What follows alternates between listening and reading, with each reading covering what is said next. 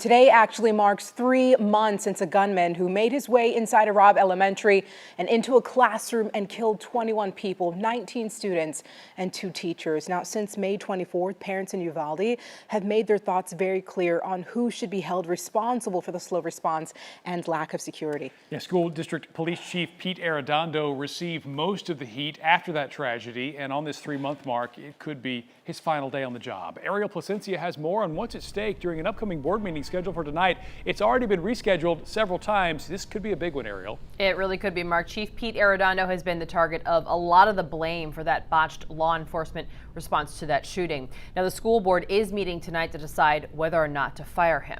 Now, meanwhile, we are learning that Arredondo brought up several security issues to the school board more than a year before that deadly shooting.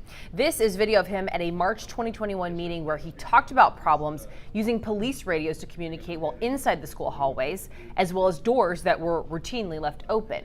He also called for more active shooter training. There's such a heavy presence of law enforcement and different agencies in and around Uvalde, Arredondo said. Their first ever multi-agency active threat training was held in August 2020, and the plan was to host more. The goal, he said, was to get all the emergency responders more familiar with the school campuses. Now, it's not clear if the embattled police chief intends to mount a defense at tonight's meeting, but what he said in that meeting last year could come up.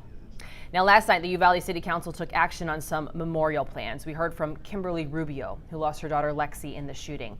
She requested that the cemetery where her daughter is buried to allow standing headstones, which are currently banned by the city. It's also been brought to my attention that some community members oppose my request.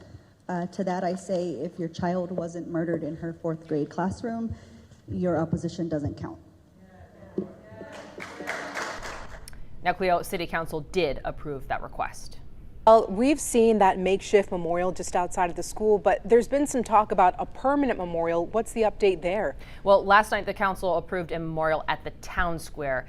That became one of the many sites in Uvalde where people gathered to pay their respects, and so now a committee of community members will now decide on the eventual design, Cleo. All right, Ariel, thank you.